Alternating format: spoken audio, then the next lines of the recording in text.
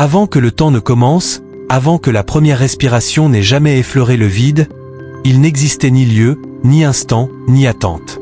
Rien, si ce n'est lui. Une réalité sans ombre, sans rival, sans autre. Et pourtant, ce mystère invisible imprègne encore aujourd'hui tout ce que nous voyons, tout ce que nous sentons, tout ce que nous vivons. L'homme, dans son besoin de certitude, se lance à la recherche de Dieu comme on cherche un trésor caché. Il le cherche dans les étoiles, dans les règles, dans les traditions, dans les mots qu'il répète. Mais chercher, c'est déjà se convaincre qu'il est ailleurs. C'est admettre une séparation qui n'a jamais existé. Et pourtant, chaque être humain connaît ce sentiment profond de manque, ce vide silencieux qu'aucun plaisir, qu'aucun succès, qu'aucune possession ne comble.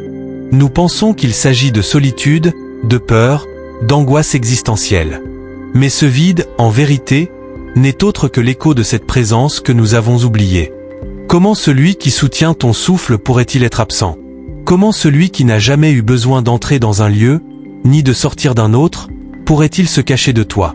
Lorsque tu cherches à fixer l'infini avec les yeux de ton esprit, ton regard se brouille. L'infini n'a ni contour à dessiner ni limite à tracer. Tu peux compter les étoiles, examiner les galaxies, sonder la matière jusqu'à ses particules les plus fines. Tu ne trouveras qu'un prolongement de toi-même, jamais la source. Il ne se laisse pas saisir par les « où » de notre curiosité ni par les « quand » de notre mémoire. Il échappe à la logique, à la mesure, à la catégorie. Et c'est pour cela que tant d'âmes s'égarent. Elles veulent définir ce qui ne peut l'être, enfermer dans un mot ce qui n'a pas de frontières. Mais l'homme, dans ces moments de silence absolu, dans ces instants où les pensées se taisent enfin, découvre une chose étrange. Un apaisement qui n'a pas besoin d'explication, une certitude qui ne s'appuie pas sur une preuve. Là, dans ce vide intérieur, tu ne touches pas une idée de Dieu, tu touches sa présence. Et c'est là que la psychologie humaine vacille.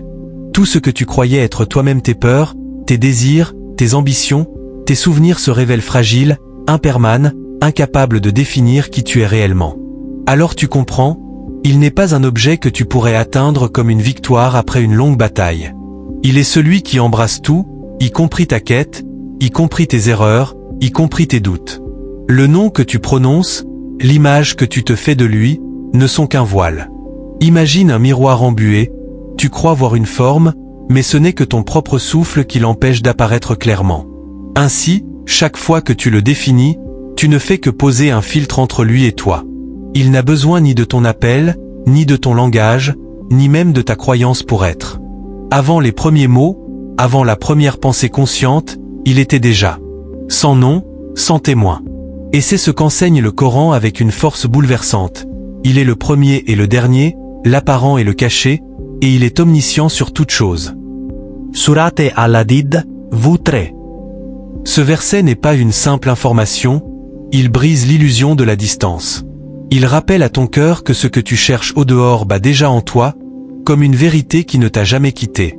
Car il est ce fil invisible qui relie toute existence, ce battement secret au cœur du silence universel. Il est ici, maintenant, comme il a toujours été. Pur, complet, sans avant ni après. Et lorsqu'on ose prononcer un de ces noms, nous croyons parfois l'invoquer, l'approcher, l'emprisonner dans une image. Mais qui peut nommer celui dont le nom est déjà la réalité vivante? Qui peut enfermer l'absolu dans une syllabe, alors qu'il est l'origine même du souffle qui prononce cette syllabe? Ce que nous appelons « nom » n'est pas une simple étiquette posée sur une chose, comme un vêtement que l'on change selon les circonstances. Dans l'ordre du divin, le nom n'est pas extérieur, il est la présence vivante elle-même. Le nom de Dieu, ce n'est pas une appellation froide, c'est la manifestation de l'être. Lorsque nous disons Ar-Ram le tout miséricordieux, il ne s'agit pas d'une qualité ajoutée à un être lointain. Ce n'est pas un attribut qui flotterait à côté de lui. Non, c'est lui qui se dévoile, lui qui se manifeste dans ce flux de miséricorde. Lorsque nous disons Aléhi le vivant, nous ne décrivons pas une catégorie abstraite. Nous ne parlons pas d'une propriété que l'on pourrait isoler. Nous pointons directement vers son être qui est la vie même, une vie qui ne dépend d'aucun commencement ni d'aucune fin. C'est là que réside le piège du langage humain. L'homme, par besoin de comprendre et par peur de se perdre, cherche à définir, à nommer, à classer.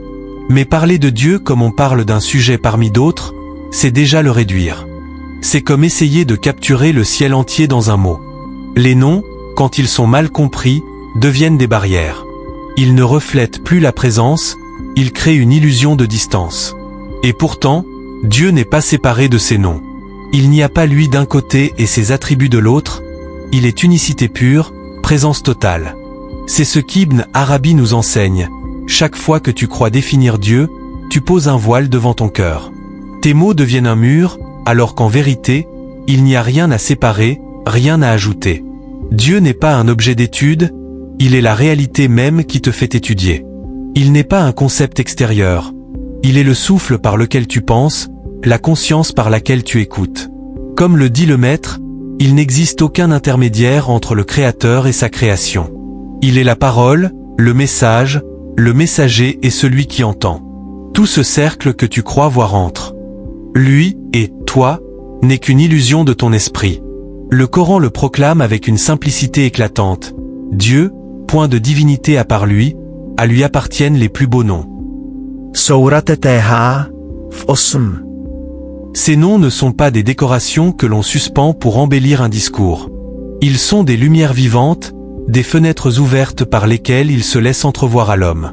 Mais dans le même mouvement, ces noms sont aussi un voile. Car l'unique, par sa grandeur, ne peut être contenu par aucune lettre, aucune vibration, aucune prononciation.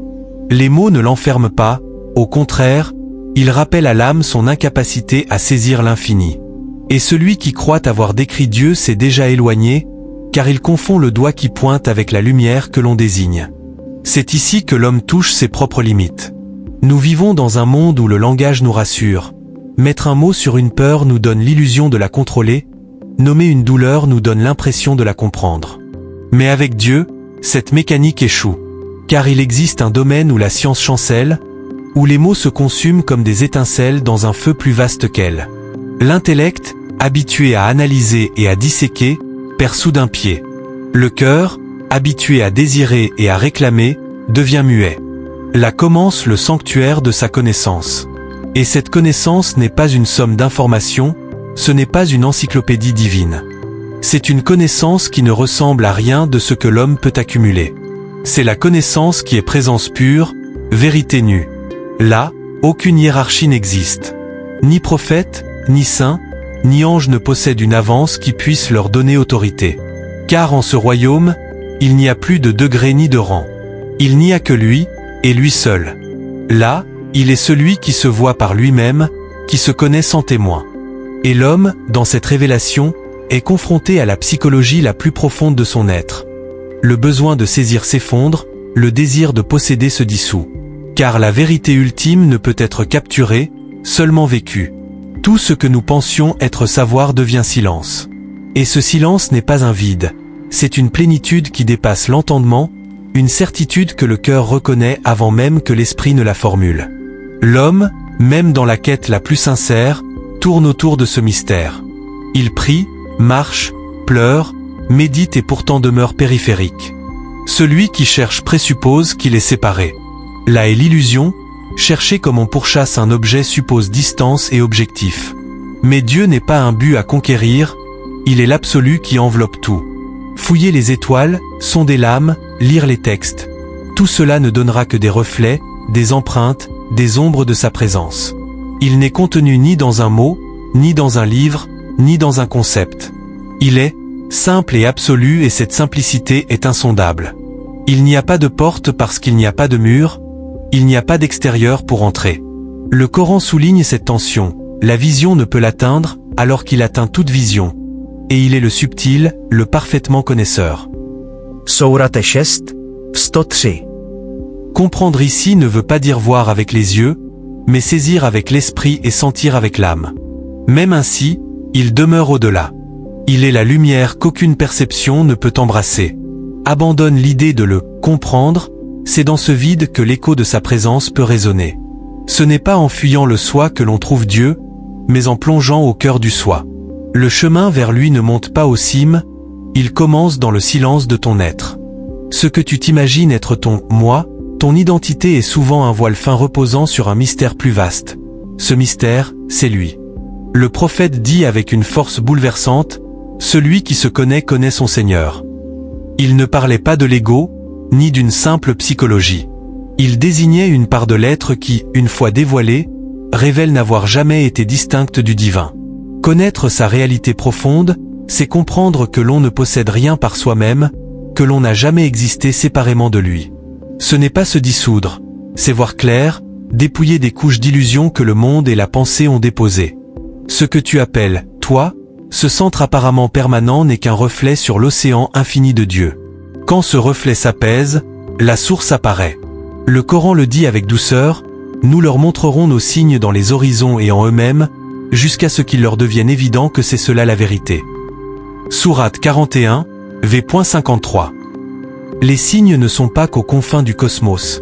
Ils sont en toi, dans le frémissement du cœur, dans le silence, dans le doute, dans l'élan. Connais-toi non pour t'élever, mais pour t'effacer. Car de la disparition du faux moi surgit la vision du réel. Alors, sans un mot, tu sauras pas par la raison, ni même par l'âme mais par ce que Dieu savait déjà de toi. On parle d'éteindre l'ego, d'annihilation, de fusion dans l'absolu. Beaucoup cherchent à cesser d'être pour atteindre Dieu.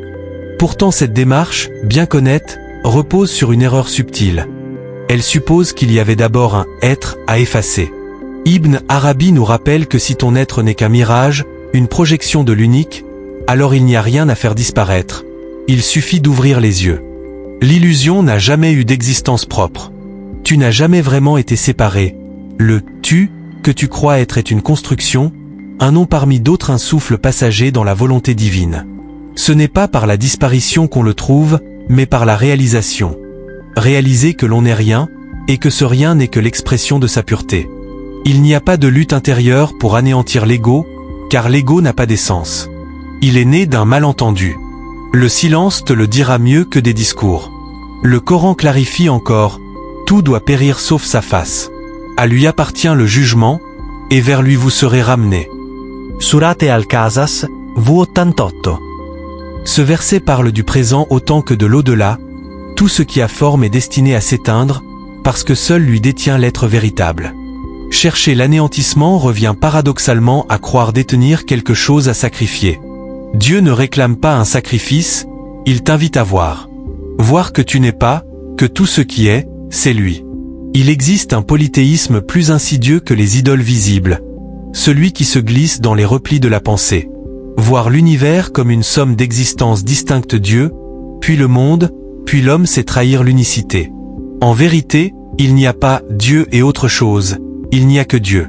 Attribuer une existence autonome à quoi que ce soit, même en admettant qu'elle émane de lui ou qu'elle retourne à lui, c'est déjà lui accorder une réalité propre. C'est la racine du shirk de l'association et elle peut revêtir des habits de spiritualité ou de philosophie. Même celui qui voit des différences pour mieux unir demeure loin de la vérité si, au fond, il reconnaît des pôles séparés. Tout ce que tu crois voir le bien, le mal, la naissance, la disparition n'est que reflet, voile, apparence sur l'absolu. Chaque fois que tu accordes une autonomie à ces apparences, tu ériges, sans le savoir, une idole. Le Coran brise cette illusion nette dans la sourate Al-Ikhlas. Dit, il est Dieu unique, Dieu le seul à être imploré. Il n'a pas engendré et n'a pas été engendré, et nul n'est égal à lui. Sourate 112, v.1.4. Ces mots, simples, sont un feu purificateur. Ils dissolvent l'illusion. Il n'y a rien à côté du monde qui soit réel, seul lui est réel. Quand cette vérité s'enracine dans le cœur, le monde cesse d'être autre, pour devenir le théâtre unique de sa présence. Quand le prophète dit « Celui qui se connaît connaît son Seigneur », il ne parle pas d'examiner l'ego ni d'aligner ses vertus. Il parle de reconnaître que ce que tu appelles « moi » n'est qu'un voile et que, derrière, il n'y a jamais eu de séparation. Tu dis « je »,« moi »,« mon corps »,« ma vie », mais qui parle réellement? Ce jeu d'apparence est-il réel, ou simple écho d'une source refusée? Tu habites une maison que tu n'as pas bâtie, tu respires un air que tu ne possèdes pas. Ton cœur bat sans que tu le commandes, et pourtant tu t'affirmes « moi ». Peut-être que ce mot familier est la plus grande illusion que l'homme se raconte. Ce « moi » n'est pas autonome, c'est un nom posé sur une ombre. Tant que tu t'y-accroches, tu restes aveugle à celui qui est. Le véritable « moi » n'est pas une identité séparée mais l'illusion de l'altérité. Reconnaître cette illusion est déjà le premier pas du retour. Le Coran rappelle notre origine, c'est lui qui a créé les pairs, mâles et femelles, d'une goutte quand elle est éjaculée. Surah An-Najm. v.45-47. Ce rappel n'est pas seulement biologique, il est ontologique. Tout en toi vient de lui, rien n'est à toi.